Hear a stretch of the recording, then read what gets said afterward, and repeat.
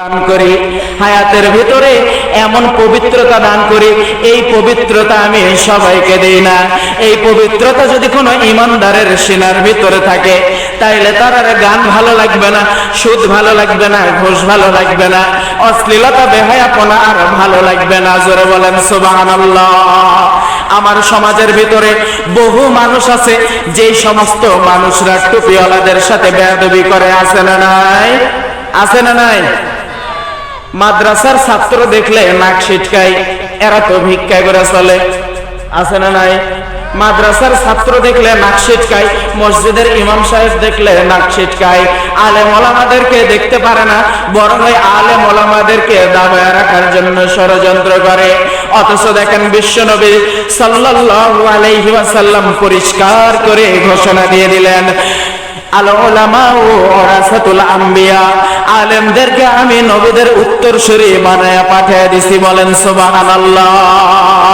যারা আলেমের সাথে বেয়াদবি করলো, তারা বরং আলেমের সাথে বেয়াদবি করলো না, তালবে ইলমের সাথে বেয়াদবি করলো না, বরং আমি নবীজির সাথে বেয়াদবি করলো। বলেন নাউজুবিল্লাহ। একবার দেখেন উহুদের ময়দানের দিকে একবার নজর করে দেখেন, বিশ্ব নবীজি উহুদের ময়দানে দেখেন যখন শত্রুদের কাফেরদের আঘাতের মধ্যে যখন শিকার হয়ে গেল, মেহেরবানি করে দিলটা একটু নরম করে দেন। সমস্ত সাহাবীরা বিশ্ব নবী সাল্লাল্লাহু আলাইহি ওয়াসাল্লামকে এমন ভাবে ঘিরে নিয়ে রাখলেন, কাফেরদের আঘাতটা সকলেই নিজের গায়ে ফুলের মতো বরণ করতে লাগলেন, যেন নবীজির শরীরে আঘাত না লাগে। বলেন সুবহানাল্লাহ। এক এক করে সব সাহাবীগুলা যখন বিদায় হয়ে গেল, শাহাদাত বরণ করলো, বিশ্ব নবীজির পাশে একজন সাহাবী কাতাদা ইবনে আম্মার রাদিয়াল্লাহু তাআলা আনহু নবীজির পাশে দাঁড়ায় আছে। কাফেরদের এক একটা তীর যখন শরীরের মধ্যে যখন ঢুকতে লাগলো, ইবনে কাতাদার চোখের ভিতরে কাফেরের একটা তীর ঢুকে গেল। ওই তীরটা এসে যখন কাতাদা ইবনে নোমানের মুখের কাছে এসে ঝুলতেছিল, আরে নবীজির জন্য কতটা নিজেদেরকে উৎসর্গ করে দিছে বাজান, খেয়াল করে দেখেন। এক পর্যায়ে কাতাদা ইবনে নোমান রাদিয়াল্লাহু তাআলা আনহু যখন দুনিয়া থেকে বিদায় হয়ে গেল, এক মুহূর্তে নবীজির পাশে দাঁড়ানোর মতন আর কোন সাহাবী যখন আর অবশিষ্ট থাকলো না, এমন সময়ে বিশ্ব নবীজি আনসার সাহাবীদেরকে লক্ষ্য করে ঘোষণা দিলেন, ও সাহাবীরা রে, তোমাদের মধ্যে এমন কোন সাহসী বীর পুরুষ আছে নাকি যে কাফেরদেরকে পেছন দিকে সরে যেতে বাধ্য করবে? আমি নবী আজকে ঘোষণা করে দিলাম, আমি জান্নাতের ভিতরে তার সাথেই থাকবো। একবার জোরে আওয়াজ দিয়ে বলেন সুবহানাল্লাহ। আওয়াজটা শোনা মাত্র নবীজির সাহাবী হযরতে তালহা রাদিয়াল্লাহু তাআলা আনহু নবীজির কাছে এসে বললেন, ইয়া রাসূলুল্লাহ, ইয়া হাবিবাল্লাহ, মেহেরবানি করে আমাকে একটা বার অনুমতি দিয়ে দেন, এত বড় সুযোগ আমি হাতছাড়া করতে চাই না। বিশ্ব নবীজি বললেন, আরে তালহা, না, তোমাকে আমি অনুমতি দেব না। নবীজির সঙ্গে আনসার সাহাবীদেরকে যখন অনুমতি দিয়ে দিল, এক এক করে সব সাহাবী যখন শাহাদাত বরণ করলো, নবীজির পাশে একমাত্র তালহা শুধুমাত্র আছে। নবীজি তালহাকে লক্ষ্য করে বললেন, তালহা রে, তুমি পারবে নাকি কাফেরদেরকে পিছন দিকে সরাতে বাধ্য করতে? তালহা ঘোষণা পাওয়া মাত্র সিংহের মতন, বাঘের মতন গর্জে উঠে নারায়ে তাকবীর, আল্লাহু আকবার বলে তীর নিয়ে যখন কাফেরদের দিকে যখন ঝাঁপায়া পড়তে লাগলো, নিষ্ঠুর কাফেররা চতুর্দিকে সুযোগ পেয়ে নবীজির দিকে তীর নিক্ষেপ করতে লাগলো। নবীজির দাঁত মোবারক যখন শহীদ হয়ে গেল, পুরা শরীর নবীজির রক্ত দ্বারা ভিজে গেল। হযরতে তালহা পিছনে ফিরে দেখে নবীজির পুরা শরীর রক্তে ভিজে যায়। হযরতে তালহা কাফেরদের দিকে যাওয়া বাদ দিয়া নবীজির কাছে যখন দৌড় দিয়া যখন চলে আসতে লাগলেন, নিষ্ঠুর কাফেরদের একটা তরবারি এসে হযরতে তালহার হাতে যখন লেগে গেল, তালহা শরীর থেকে হাতটা দ্বিখণ্ডিত হয়ে জমিনে পড়ে গেল। তালহার খেয়াল নাই, শরীর থেকে যে হাত দ্বিখণ্ডিত হয়ে গেছে, তলহার সেই দিকে কোনো খেয়াল নাই। তলহা কাঁদতে কাঁদতে নবীজির দিকে দৌড়ায় আসে আর বলে যে আজকে যদি নবীজি আমাদের কাছ থেকে যদি দুনিয়া থেকে বিদায় হয়ে চলে যায়, আজকের পর থেকে কাকে ইয়া রাসূলুল্লাহ বলে ডাকবো? নবীজির কাছে এসে দেখলেন নবীজি আবার রক্তাক্ত হয়ে জমিনের মধ্যে পড়ে আছে। হযরতে তলহা এক হাত দিয়ে নবীজিকে কাঁধের উপরে যখন তুলে নিয়ে পাহাড়ের দিকে দৌড় দিতে লাগলেন, নিষ্ঠুর কাফেরদের এক হাত দিয়ে ছুটে আসা তীর যখন প্রতিহত করতে লাগলেন, পাহাড়ের গুহার ভিতরে বিশ্ব নবীজিকে শোয়া দেওয়ার সঙ্গে সঙ্গে হযরতে তলহা বেহুশ হয়ে জমিনের মধ্যে পড়ে গেল।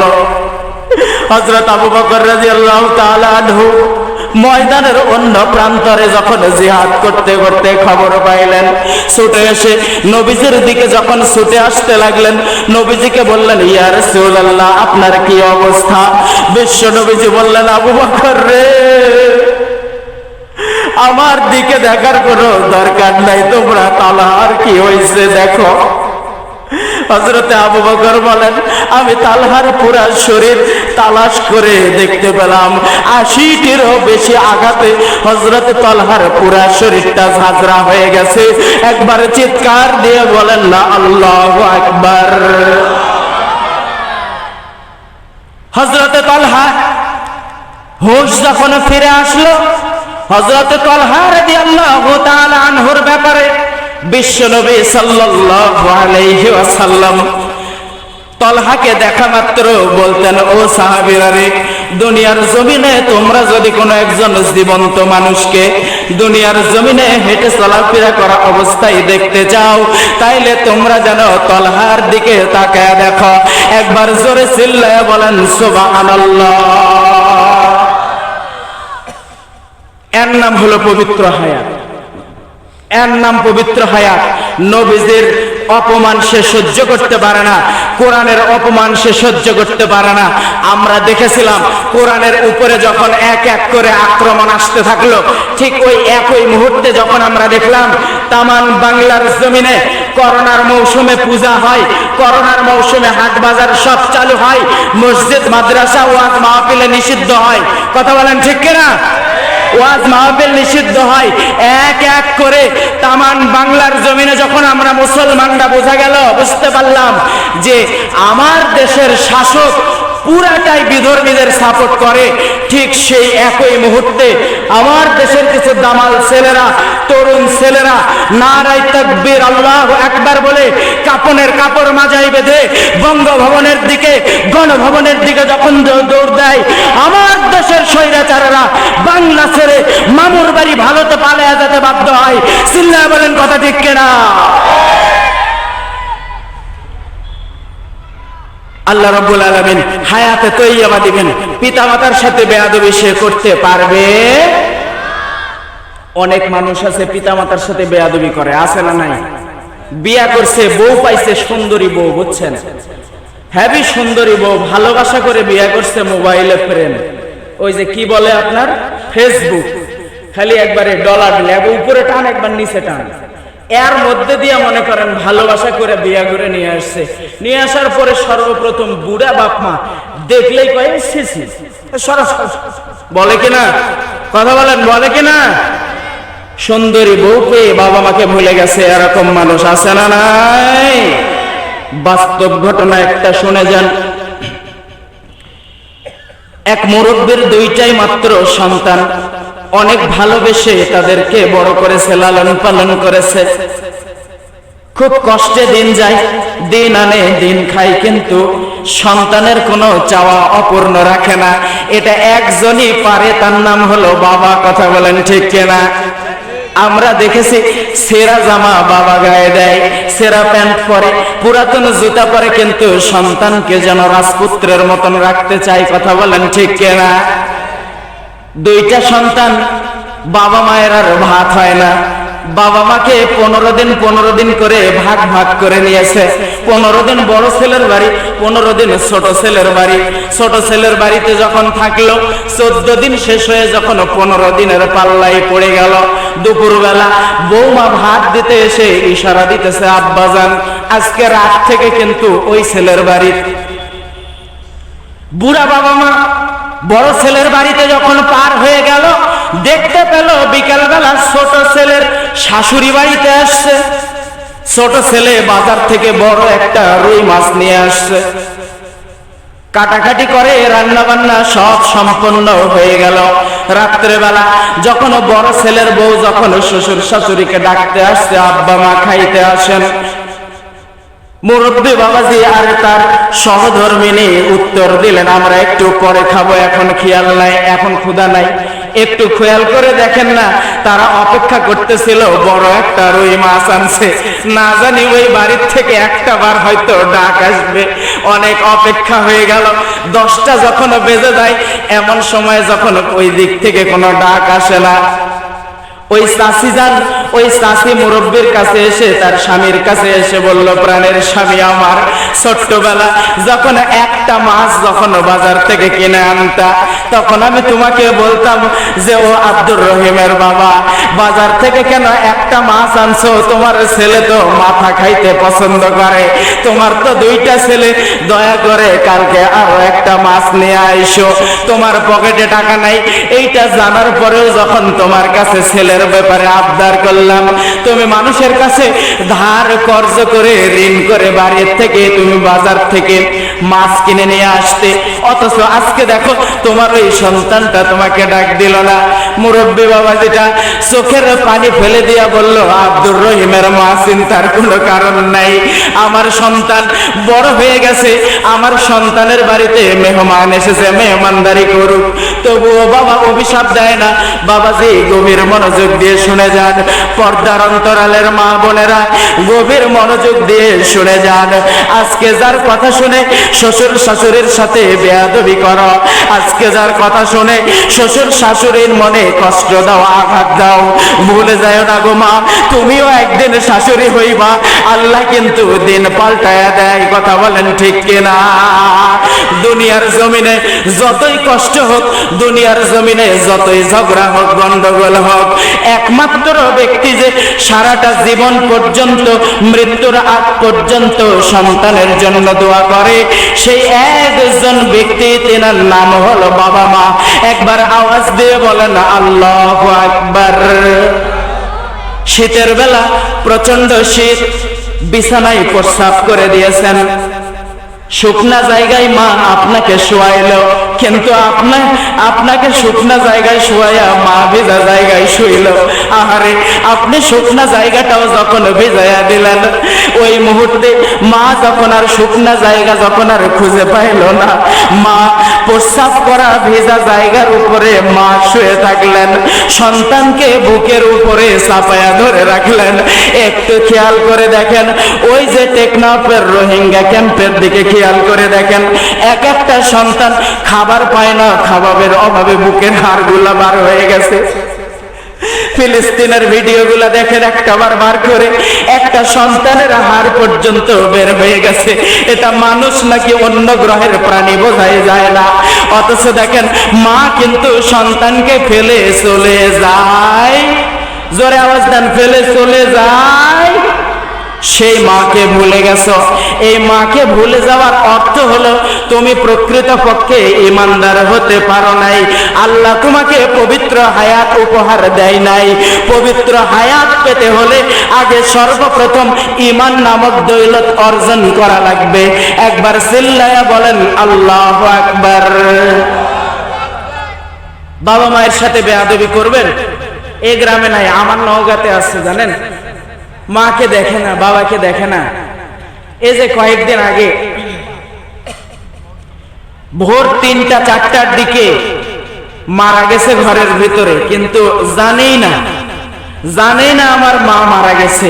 আহারে, অসুস্থ মা, রাত্রেবেলা পুরা শরীর ঘা হয়ে গেছে, রাত্রেবেলা ঘায়ের যন্ত্রণায় কান্নাকাটি করে। অথচ নিষ্ঠুর পাষাণ সন্তান সুন্দরী বউ নিয়া আরামের বিছানার উপরে আছে, দোতলার উপরে, আর নিচতলায় সিঁড়ির এক কর্নারে বা ঘর বানাইছে, বানায়া ওই ঘরে মাকে শোয়ায় রাখছে, মা যে ভোরবেলা মারা গেছে জানেই না।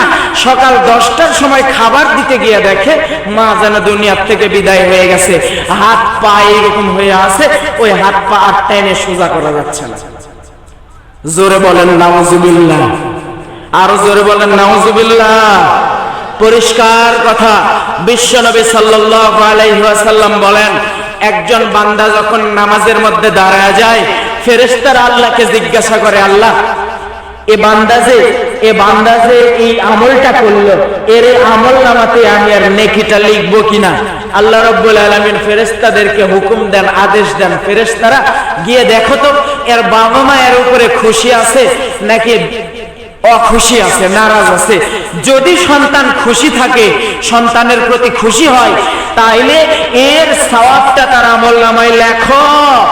আর যদি খুশি না হয়, বেজার হয়ে যায়, বউয়ের কথা শুনে কষ্ট দেয়, বউয়ের কথা শুনে বাবা মায়ের চোখ দিয়ে পানি ঝরায়, তাইলে এর যতটুকু নেকি হয় এই নেকি তুলে নিয়ে গিয়া ডাইরেক্ট জাহান্নামে ফেলে দাও। চিল্লায়া বলেন নাউজুবিল্লাহ। তাইলে বোঝা গেল ইবাদত কবুল হওয়ার প্রথম মাধ্যম হলো একটাই, সেই মাধ্যমটার নাম হলো, বলেন বলেন, সেই মাধ্যমটার নাম হলো বাবা মা। সেই মাধ্যমটার নাম হলো বাবা মা। আপনাদেরকে খারাপ লাগতেছে বাবা? খারাপ লাগতেছে? ঘুম ঘুম ভাব আসছে? হ্যাঁ, কে কে সজাগ আছেন দেখি বাবা? কে কে সজাগ আছেন একটু হাত তোলেন তো দেখি। হ্যাঁ, দীর্ঘক্ষণ ধরে বসে আছেন, আমি বুঝতে পারতেছি আপনাদের মনে হয় একটু অলসতা আসছে। হাতটা তুলে রাখেন, হাত তুলে রাখেন। আপনাদেরকে একটা ট্রেনিং দেওয়াবো, রাজি আছেন? একটা ট্রেনিং। আপনারা যারা নেতা পেরে বসে আছেন, তারা এক বই হাত তোলা অবস্থাতে পা পরিবর্তন করেন। ডাইনের পা নিচে দেন, নিচের পা ডাইনে দেন, দেন ডাইনে দেন, সবাই পরিবর্তন দেন। হ্যাঁ দিচ্ছেন? হ্যাঁ, এবারে হাতখান বুক বরাবর নিয়ে আসেন, বুক বরাবর, হ্যাঁ এই বরাবর নিয়ে আসেন। এবারে জোরে আমি একটা তাকবীর দিব, রাজি আছেন? হ্যাঁ, এক শয়তান যেমন বাংলা ছেড়ে মামুর বাড়ি গেছে, আরেক শয়তানকেও তাকবীর দিয়া বগুড়া জেলা পার করে দেওয়া লাগবে। রাজি আছেন না নাই? আমি বলবো নারায়ে তাকবীর, আপনারা বলবেন আল্লাহু আকবার। বলার সময় দুই হাতখানি উপর দিকে একবার এভাবে ঝাঁকানি মারবেন, কিন্তু সাবধান কারো পিঠের জান না লাগে। কি কথা ঠিক আছে না? কারো পিঠের জান না লাগে। হ্যাঁ, আরেকবার একটু গলা পরিষ্কার করেন তো। নারায়ে তাকবীর, নারায়ে তাকবীর। আল কোরআনের আলো, আল হাদিসের আলো, নারায়ে তাকবীর। মাশাআল্লাহ, বগুড়ার মানুষ তো গলার ভয়েস একটু থাকাই লাগবে, নাকি কোন আপনারা? হ্যাঁ, বগুড়ার ভয়েস না থাকলে তো আর হবে না। ওই যে আমার এক ওস্তাদ সাহেব গল্প শোনাইছিল, হুট করে মনে পড়ে গেল। গল্পটা কি শোনাবো আপনাদের? পারমিশন দিলে শোনাবো। 3 হুজুরের ইফতার করতে দাওয়াত দিছে, বুঝছেন? খাবারের মজলিস, ইফতারের আগ মুহূর্তে খাবারের এক প্লেটে খাওয়া সুন্নাত, এক প্লেটে দিয়েছে। দিয়া বলতেছে যে, এক হুজুর বলতেছে যে খাওয়ার আগে একটু কোরআন হাদিসের আলোচনা করলে ওই খাবারের মধ্যে বরকত হয়। কি কথা বোঝেন নাই বাবা? যে খাবারের আগে একটু কোরআন হাদিসের আলোচনা করলে ওই খাবারের ভিতরে বরকত হয়। তো কে আগে শুরু করবে? তা আমাদের মধ্যে যে সিনিয়র আছে ও আগে শুরু করবে। তো এক হুজুরকে যখন পারমিশন দিল, তখনও বলতেছে যে বাবাজিরা আমার, দেখেন যখন কিয়ামত শুরু হয়ে যাবে, ওই মুহূর্তে কিয়ামতের পরে এই পৃথিবীটা, ওই যে খাবারের প্লেটটা হাতে নিছে, বুঝছেন, নিয়া বলতেছে যে এই পৃথিবীটা এই যে এইভাবে ভাগ হয়ে যাবে। কি কথা বোঝেন নাই আমার কথা? যে এইভাবে ভাগ হয়ে যাবে, তার মানে অর্ধেকটাই হুজুরের ভাগত কিন্তু চলে আসলো, আর যে এক ভাগ থাকলো, যে এই এক ভাগ তোরা দুইজনে মিলে খা। তো এই এখন চিন্তা করতেছে, আর আমরা মানুষ 3 জন, প্লেট একটাই, এই একাই তো অর্ধেক নিল, বাকিগুলো 2টা মিলে আমরা খাওয়া লাগবে। তুই বলতেছে হুজুর আমি একটু আলোচনা করবার চাইতে করেন। তো বলতেছে যে যখন হাসরের মাঠ যখন কায়েম হয়ে যাবে, তখন আল্লাহ রাব্বুল আলামিন হিসাব নিকাশের পর কাউকে জান্নাত দিবে, কাউকে জাহান্নাম দিবে। কি কথা ঠিক না বাবা? জান্নাতের ভিতরে একটা নদী থাকবে, ওই নদীটা এই খাবারের প্লেটটা হাতে নিয়ে বলতেছে ওই নদীটা এইরকম ব্যাখ্যা হবে। কি কথা বোঝেন নাই মনে হয়? এ নদীটা এইরকম ব্যাখ্যা হবে বইলা যখন একটা ভাঁজ দিল তখন বাকি অর্ধেক নিজের ভাগত চলে গেল। পাশ থেকে আরেকজন তো ফোপাচ্ছে যে উই নিল অর্ধেক, আর যেটুক আছে ওর মধ্যে উই আরো অর্ধেক নিল, আর তো থাকেই না। এই কয় যে হুজুর আমি একটু আলোচনা করবার চাই, তো করেন। তো ওই এখন বলতেছে যে যখন কিয়ামত হয়ে যাবে ওই মুহূর্তে ইসরাফিল আলাইহিস সালাম যখন বাঁশে ফুঁ দিবে তখন পৃথিবীটা কয় আর ওই প্লেটটা এইভাবে হাতে তুলিছে বুঝছেন, লিয়া কয় ওই পৃথিবীটা ঠিক এইভাবে উল্টায়। কি কথা বুঝেন নাই? পৃথিবীটা ঠিক ওইভাবে উল্টে যাবে। তো এই যে খাবার নষ্ট ভাগ ভাগ হয়ে গেল, তা আসলে মূলত পক্ষে কথাটা বলার উদ্দেশ্য হলো একটাই যে ওয়াজ এই মঞ্চে যদি আপনারা থুয়া যান তাইলে কিন্তু আলোচনা ভাগাভাগি হয়ে যাবার পারে। তো অতএব আলোচনাটা বাড়ি পর্যন্ত নিয়ে যাওয়া লাগবে। রাজি আছেন না? নাই? পুরস্কার নাম্বার 4 মনে আছে না নাই? জোরে বলেন মনে আছে না নাই? 4 নাম্বার পুরস্কার আল্লাহ রাব্বুল আলামিন কোরআনুল কারীমের 14 নম্বর সূরা, সূরার নাম সূরা ইব্রাহিম, আয়াত নাম্বার 27। আল্লাহ রাব্বুল আলামিন বললেন যে সমস্ত ব্যক্তিরা ঈমান আনে এই ঈমানদার ব্যক্তিদেরকে আমি আল্লাহ রাব্বুল আলামিন জালেমদের ভিতরে বিভ্রান্ত তৈরি করায় দিয়া এই মুমিনদেরকে আমি আল্লাহ প্রতিষ্ঠিত করে দিই। জোরে বলেন সুবহানাল্লাহ। কেমন প্রতিষ্ঠিত করে দেয় দেখেন, খেয়াল করেন। নমরুদের ঘটনা আপনারা সবাই জানেন, আমিও জানি। সংক্ষেপে বোঝানোর জন্য বলতেছি বাবা।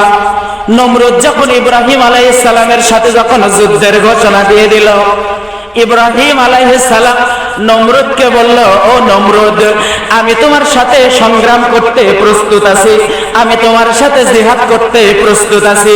আমার জন্য সৈন্যবাহিনী স্বয়ং আসমান থেকে যিনি পাঠিয়ে দিবেন তিনার নাম কি? ওই আল্লাহ রাব্বুল আলামিন আমার জন্য সাহায্য পাঠিয়ে দিবেন। ঠিক আজও পর্যন্ত তামাম বাংলার জমিনে শুধু নয়, পুরা বিশ্বের জমিনে যে সমস্ত মুসলমানেরা আল্লাহ রাব্বুল আলামিনকে রব বলে, একমাত্র আল্লাহকে আইনদাতা মেনে, হুকুমদাতা মেনে, বিধানদাতা মেনে যারা অটল থাকে, দুনিয়ার কোন জালেমের কাছে যারা মাথা নত করে না, দুনিয়ার কোন স্বৈরাচারের আইনের কাছে যারা মাথা নত করে না, আল্লাহ রাব্বুল আলামিন বলেন আমি ওই ঈমানদারদেরকে এমন ভাবে সাহায্য করি, আমি আল্লাহ রাব্বুল আলামিন সরাসরি আমার পক্ষ থেকে ফেরেশতা নাজিল করে দিই। চিল্লায়ে বলেন সুবহানাল্লাহ। নমরুদ যখন বলল, ও ইব্রাহিম, তোমার সাহায্য কোথা থেকে আসবে? ইব্রাহিম আলাইহিস সালাম বললেন আসমান থেকে আসবে। দিনক্ষণ সব ঠিক হয়ে গেল। মুখোমুখি বাঘে সিংহে লড়াই, একবারে স্টেট বাই স্টেট দাঁড়ায় গেছে। নমরুদ বললেন, ও ইব্রাহিম, তোমার সাহায্য কোথা থেকে আসবে? কই, তোমার তো কোনো সৈন্যবাহিনী দেখি না। ইব্রাহিম বললেন, নমরুদ, এত ব্যস্ত হওয়ার কি আছে? আল্লাহর পক্ষ থেকে ঠিকই সাহায্য আসবে। একবার জোরে চিল্লায়া বলেন সুবহানাল্লাহ।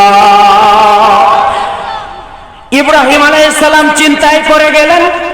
অনেকক্ষণ পার হয়ে গেল, আল্লাহর পক্ষ থেকে কেন কোনো সাহায্য আসে না? হঠাৎ করে দেখলেন আমার কানের কাছে হঠাৎ করে হযরত জিবরাইল আলাইহিস সালাম এসে বললেন, হুজুর গো, চিন্তার কোনো কারণ নাই। আল্লাহ রাব্বুল আলামিন তার সৈন্যবাহিনীকে, তার সেনাবাহিনীকে তার সেনা ক্যাম্পে ট্রেনিং করায়া এই মাত্র ক্যান্টনমেন্টের দরজা খুলে দিছে। একবার চিল্লায়া বলেন সুবহানাল্লাহ। নমরুদ দেখতে পেলেন উপর থেকে আসতেছে অন্ধকার কালো মেঘ। ব্যাপার কি এইগুলা? অনেক কাছে আসার পরে দেখে এক ঝাঁক মশা। নমরুদের চামচা কয়, নেতাজি, আমরা যে অস্ত্র নিয়ে আসছি এই অস্ত্র দিয়া তো এই বাহিনী মারবার কাম লয়। কি কথা কন নাকি? যা এটা মারার জন্য তো এখন কয়েল দরকার। এখন কয়েল পাবে কই? জানলিয়া বাঁচাবার পারলে আমরা বাঁচি, শিগগিরই পলাও। এর ভিতরে একটা ন্যাংরা মশা ছিল। জোরে বলেন কি মশা? ল্যাংরা মশা আল্লাহর কাছে ফরিয়াদ জানালেন, দয়ার আল্লাহ, আমাকে ল্যাংরা করে বানাইছো, আমার তাতে কোনো আপত্তি নাই, কিন্তু আমার একটা আবদার হলো আমি ওই বুড়া শয়তানটাকে ধরতে চাই। একবার বলেন আল্লাহু আকবার। আল্লাহ রাব্বুল আলামিন ওই ল্যাংরা মশাকে শুধুমাত্র অনুমতি দিলেন না, ডাইরেক্ট ঘোষণা দিয়ে দিলেন, ও মশারে, ও ল্যাংরা মশারে, শুধুমাত্র তুই বুড়া শয়তানটাকেই ধরবি না, বরং আমি আল্লাহ অনুমতি দিয়ে দিলাম, অর্ডার দিয়ে দিলাম, ডাইরেক্ট ওই বুড়া শয়তানের নাক দিয়ে ঢুকে সরাসরি ডাইরেক্ট ছাদ বরাবর উঠে চলে যাবি। বলেন সুবহানাল্লাহ। ডাইরেক্ট ছাদ বরাবর উঠে যায়, উঠে গিয়া মস্তিষ্কের উপরে কিটকিট কিটকিট করে কামড় দেয়। কিরে মাথা ব্যথা করে কেন? সান্তাক বলে, এই কে আছিস, মাথাটা টিপ। মাথা টিপে আরাম পাওয়া যায়। একটু পর আল্লাহ কয়, এ মশা করিস কি, তো আরো জোরে কামড় দে না। ও আরো জোরে কামড় দেয়, আরো ব্যথা করে। নমরুদ কয়, আরো জোরে টিপ। এক পর্যায়ে টিপতে টিপতে নমরুদ বলল, তোর পায়ে আছে কি? কয় খরম। কয় ওটা দিয়ে মার। কথা বলেন না কেন? কয় ওটা দিয়া মার। খরম দিয়া, জুতার বাড়ি দিয়া দুনিয়ার থেকে বিদায় করে দিয়েছে। আজও পর্যন্ত বাংলার জমিনে যারা কোরআনকে বৃদ্ধাঙ্গুলি দেখাইছে, ও বগুড়ার মুসলমানেরা, এটা আমি মুমিনুল ইসলামের কথা নয়, আল্লাহর কালামুল্লাহর কথা। মূসা আলাইহিস সালাম আল্লাহর পক্ষে ছিলেন, আল্লাহর পক্ষ থেকে সাহায্য এসেছে। ফেরাউনকে দরিয়ার মধ্যে চুবাইয়া মারছে না মারে নাই? ইব্রাহিম আলাইহিস সালামকে সাহায্য করেছে, নমরুদকে জুতার বাড়ি খাওয়াইয়া মারছে। বিশ্ব নবীজিকে সাহায্য করেছেন, আবু জেহেল উতবা সাইবাকে দুনিয়ার থেকে বিদায় করেছে। শুধুমাত্র দুনিয়ার থেকে বিদায় করেন নাই, অপমানিত করে, লাঞ্ছিত করে, অবহেলিত করে দুনিয়ার থেকে বিদায় করে দিয়েছেন। আজও বাংলার জমিনে যারা ইসলামকে বৃদ্ধাঙ্গুলি দেখাইছে, কোরআনকে যারা বৃদ্ধাঙ্গুলি দেখাইছে, একজনের তো কোনো দেশে জায়গা হয়েছিল না। নাম মনে আছে না নাই আপনাদের? মাথার তার একটাও চুল নাই। বলেন তো তার নাম কি? বলেন, জোরে বলেন না কেন? ভয় পান নাকি আপনারা? জোরে বলেন, কি নাম? আর কি নাম বলেন তো? তাকে কি তার জায়গা হয়েছিল? মাত্র 3 মিনিটের একটা অডিও কল রেকর্ড ফাঁস, যে তুই শেষ। আল্লাহ কয় যে তুই কোরআন থেকে বিসমিল্লাহ আউট করবি, তুই সংবিধান থেকে তুই বিসমিল্লাহ বাদ দিবি, আমি তো বাংলার গদির থেকে তোকে আমি বাদ দিব। বলেন না আল্লাহু আকবার। যারা যারা যুগে যুগে যে সমস্ত ব্যক্তিরা কোরআনকে বৃদ্ধাঙ্গুলি দেখাইছে, যুগে যুগে আল্লাহ রাব্বুল আলামিন তাদেরকে লাঞ্ছিত করে, বিভ্রান্ত করে মুসলমানদের হাতে বিজয় তুলে দিয়েছেন। কথা বলেন ঠিক কিনা? কত নম্বর পুরস্কার গেল? কয় নম্বর? 4টা গেল। এবারে হবে কয় নম্বর? 5 নাম্বার পুরস্কার। আল্লাহ রাব্বুল আলামিন 5 নাম্বার পুরস্কার বলছে, যারা ঈমান আনে, আমি আল্লাহ রাব্বুল আলামিন সেই ঈমানদার বান্দারা যখন বিপদে পড়ে, আমি আল্লাহর সাহায্য করা আমার দায়িত্ব হয়ে যায়। চিল্লায়া বলেন সুবহানাল্লাহ। 6 নাম্বার পুরস্কার আল্লাহ রাব্বুল আলামিন 6 নাম্বার পুরস্কারের ব্যাপারে বললেন, কোরআনুল কারীমের 98 নম্বর সূরা, সূরার নাম সূরা বাইয়িনা, আয়াত নাম্বার 7। আল্লাহ রাব্বুল আলামিন বললেন, যে সমস্ত ব্যক্তিরা ঈমান আনে, অর্থাৎ মুমিন বান্দাদেরকে আমি আল্লাহ রাব্বুল আলামিন ঘোষণা দিয়ে দিই, তামাম দুনিয়ার জমিনে একজন মুমিন বান্দাকে সর্বশ্রেষ্ঠ ঘোষণা করি। একবার চিল্লায়া বলেন সুবহানাল্লাহ। হয়তো বলবেন, হুজুর কেমনে শ্রেষ্ঠত্ব ঘোষণা করে? একজন ঈমানদার শুধুমাত্র তাই নয়, সারাটা জীবন নামাজ রোজা করলো, পরহেজগারি করলো, মনে করেন 100 বছর। জোরে বলেন কত বছর? আরেকবার। এই মাত্র যে ব্যক্তিটা 1 মিনিট হয় নাই, যে ব্যক্তিটা ঈমান আনলো এবং সঙ্গে সঙ্গে মৃত্যুবরণ করলো, বিশ্বনবী সাল্লাল্লাহু আলাইহি ওয়াসাল্লাম বলেন, ওই 100 বছরের ইবাদতকারীর চাইতে এই মাত্র যে ঈমান আনলো, এর মর্যাদা আল্লাহর কাছে সবচাইতে বেশি। একবার জোরে আওয়াজ দিয়ে বলেন সুবহানাল্লাহ। বিশ্ব নবীজির একজন সাহাবী নবীজির কাছে এসে বললেন, ইয়া রাসূলুল্লাহ, তখনও তিনি ইসলাম কবুল করেন নাই। নবীজির কাছে এসে বললেন, ইয়া রাসূলুল্লাহ, আমি ইসলাম কবুল করতে চাই, মেহেরবানি করে আপনি আমাকে অনুমতি দেন, আমাকে কালেমার মালা আমার গলে পরাইয়া দেন। বিশ্ব নবীজি বললেন, ও যুবককে তুমি আমি তো জানি না, তবে আমি যুদ্ধের ময়দানে যাওয়ার জন্য প্রস্তুতি গ্রহণ করতেছি। যুবক বললেন, ইয়া রাসূলুল্লাহ, তাইলে আপনি আমাকে বলেন, আপনি আমাকে পারমিশন দেন, আপনি আমাকে পরামর্শ দেন যে আমি আপনার সঙ্গে যুদ্ধের ময়দানে যাব নাকি যুদ্ধের ময়দান থেকে এসে কালেমা পড়ে মুসলমান হব। বিশ্ব নবীজি বললেন, ও যুবক রে, আগে তুমি মুসলিম হও, আগে তুমি ঈমান আনো, তারপরে আমার সঙ্গে জিহাদের ময়দানে চলো। বলেন সুবহানাল্লাহ। জিহাদের ময়দানে চলে গেলেন। জিহাদ চলতেছিল। জোহরের আগ মুহূর্তে একটু আগেই যখন জিহাদ শেষ হয়ে গেল, যুদ্ধ যখন শেষ হয়ে গেল, বিশ্ব নবীজি সাহাবীদেরকে বললেন, ও সাহাবীরা, তোমরা দেখো তো মাঠটা ঘুরে ঘুরে দেখো তো দেখি আমার কোন কোন সাহাবী শাহাদাত বরণ করেছে, ওই সাহাবীর বডিটা আমার সামনে নিয়ে আসো। বিশ্ব নবীজির সাহাবীরা পুরা মাঠ তল্লাশি করে যেই সাহাবীগুলা শাহাদাত বরণ করেছিল তাদের বডিটা যখন, দেহটা যখন নবীজির সামনে রাখলো, নবীজি চোখটা মেলে দেখে একটু আগেই যেই ব্যক্তিটা কালেমা পড়ে ঈমান আনলো ওই ব্যক্তিটাও শাহাদাত বরণ করেছে। বিশ্ব নবীজি ওই সাহাবের মুখের দিকে তাকায় বললেন, আমিলা কলিলাও ওয়া উযরা কাসীরা। একবার চিল্লায়া বলেন সুবহানাল্লাহ। চমৎকার একটি ঘটনা, বাংলা বলতেছি। বিশ্বনবী সাল্লাল্লাহু আলাইহি ওয়াসাল্লাম বললেন, এই ব্যক্তিটা আমল করলে সামান্য কিন্তু পুরস্কার পেয়ে গেল অনেক বড়। বলেন না সুবহানাল্লাহ। অনেক বড় পুরস্কার মানে হলো আল্লাহর জান্নাত। কি বলেন? বলেন কি আপনারা বলেন, অনেক বড় পুরস্কার বলতে কি? আল্লাহর জান্নাত। আচ্ছা বলেন, সকালবেলা জিহাদের ময়দানে গেছে, আবার ঠিক জোহরের আগ মুহূর্তে শাহাদাত বরণ করেছে, এই সাহাবীটা কি বেশি আমল করার সুযোগ পাইছে? কথা বলেন, সুযোগ পাইছে? আল্লাহ রাব্বুল আলামিন এই ব্যক্তির ব্যাপারে সুসংবাদ দিয়েছেন বিধায় বিশ্ব নবীজি ঘোষণা দিয়েছেন যে এই আমল করলো কম কিন্তু পুরস্কার পেয়ে গেল অনেক বড়। বলেন সুবহানাল্লাহ। পুরস্কার নাম্বার 7, আল্লাহ রাব্বুল আলামিন কোরআনুল কারীমের ভিতরে 18 নম্বর সূরার নাম সূরা কাহফ, আয়াত নাম্বার 107। আল্লাহ রাব্বুল আলামিন ঘোষণা দিয়ে দিলেন, যেই সমস্ত ব্যক্তিরা ঈমান আনে, যেই সমস্ত ব্যক্তিরা মুমিন হয়, আমি আল্লাহ রাব্বুল আলামিন আমি ওই বান্দাদেরকে আমি একবারে জান্নাতুল ফিরদাউসের মেহমান বানায়া দিই। বলেন সুবহানাল্লাহ। জান্নাতুল ফিরদাউসের মেহমান বানায় দেয়। পুরস্কার বলেছিলাম 60টা পুরস্কার শেষ। বাড়িতে নিয়ে যেতে রাজি আছেন? রাজি আছেন? একবার একটু মুখস্থ করেন, আমি শেষ করে দিব। 1 নাম্বার পুরস্কার হলো যে সমস্ত ব্যক্তিরা ঈমান আনে, আল্লাহ বলল আমি তাদের বন্ধু হয়ে যাই। কি বললাম? 1 নাম্বার বলেন, আল্লাহ বলেন আল্লাহ আমাদের, বলেন আল্লাহ আমাদের বন্ধু। 2 নাম্বার পুরস্কার হলো যারা ঈমান আনে তাদেরকে দুনিয়ার সবাই ভালোবাসে। বলেন সুবহানাল্লাহ। 2 নাম্বার পুরস্কার, যারা ঈমান আনে তাদেরকে সবাই ভালোবাসে। 3 নাম্বার পুরস্কার, আমি আল্লাহ রাব্বুল আলামিন তাদেরকে পবিত্র হায়াত উপহার দিই। যার ভিতরে পবিত্র হায়াত আছে তারা বাবা মায়ের সাথে বেয়াদবি করতে পারে না, আলেম ওলামার সাথে বেয়াদবি করতে পারে না, অর্থাৎ অশ্লীলতা, বেহায়াপনা, খারাপ জায়গায়, গুনাহের জায়গায় তারা যাইতে পারে না।